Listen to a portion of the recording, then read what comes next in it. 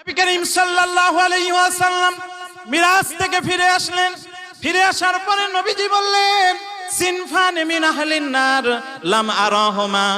নবীজি বললেন, দুই শ্রেণীর মানুষ আমি তাদেরকে এখনো দেখি নাই, অথচ তারা জাহান্নামের ভিতরে যাবে। সাহাবীরা বললেন, হুজুর এরা কারা?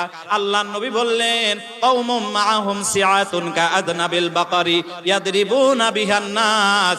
এরা হলো ওই সমস্ত শাসক যারা হবে দুনিয়ার বুকে, স্বৈর শাসক যারা হবে, যাদের হাতে পাওয়ার থাকার কারণে তারা জনগণের উপরে অত্যাচার করেছে, জুলুম করেছে, ক্ষমতার অপব্যবহার করেছে। আমার পরেই এরা পৃথিবীতে আসবে, এরা হবে জাহান্নামী। এই শাসকগুলো জাহান্নামে যাবে।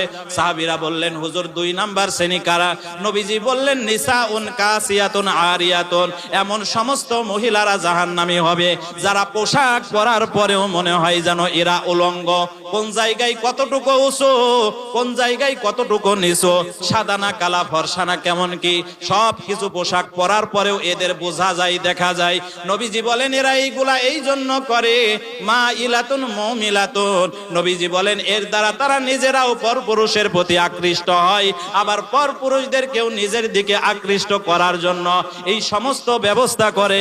আল্লাহ নবী বলেন, এই দুই শ্রেণীর মানুষের শাস্তি হলো লা ইয়াদখুলনাল জান্নাতা ওয়ালা ইয়াজিদনা রিহাহা। এরা জান্নাতে তো যাবেই না, জান্নাতের গন্ধ পর্যন্ত পাবে না। সবাই বলেন আউযু বিল্লাহ। এই জন্য মা বোনেরা, সিদ্ধান্ত আপনাকে দুনিয়া থেকেই নিতে হবে। আপনি জান্নাতে যাবেন নাকি জাহান্নামে যাবেন? মা ফাতেমা ছিলেন নবীজির কন্যা, কত কষ্টে জীবন যাপন করেছেন। এদের বই পড়বেন। আসিয়া আলাইহিস সালাম অত্যাচারী ফিরাউনের স্ত্রী ছিলেন, সে জান্নাতে যাবে। এদের জীবনী পড়বেন। নবীর স্ত্রী যারা ছিলেন তাদের জীবনী পড়বেন। এই আজব আজব উপন্যাস, প্রেমের গল্প, প্রেমের ভিডিও, এই ফেসবুক টেসবুক সবকিছু তালাক দিয়ে দেন।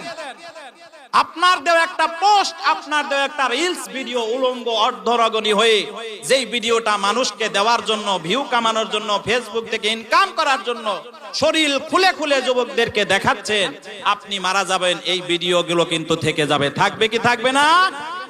এ সমস্ত মহিলারা এরা পরপুরুষের সাথে যদিও শারীরিকভাবে জিনা করে নাই, নিজের শরীরকে পুরুষদের সামনে, মানুষের সামনে উলঙ্গ করে, উন্মুক্ত করে দেখানোর জন্য এদের আমলনামায়ও জিনার গুনাহ লেখা হয়। জিনা শুধুমাত্র যৌনাঙ্গের দ্বারা হয় না।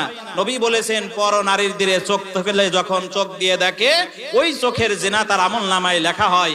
আবার যদি কান দিয়ে পর নারীর সাথে কোন নারী কোন পুরুষের সাথে ঘন্টার পর ঘন্টা গল্প করে যাচ্ছে, এদের ভিতরে কোনো বিয়ে হয় নাই, কানের জিনা হবে।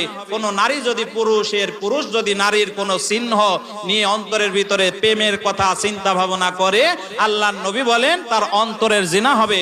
কোন মানুষ হাত দিয়ে পর নারীকে স্পর্শ করলে, সে যদিও জিনা করে নাই, স্পর্শের কারণে হাতের জিনা, পা দিয়ে পর নারীর দিকে দেখা করার জন্য গিয়েছে, পটানোর জন্য গিয়েছে, এই পায়ের জিনা তার আমলনামায় লেখা হয়।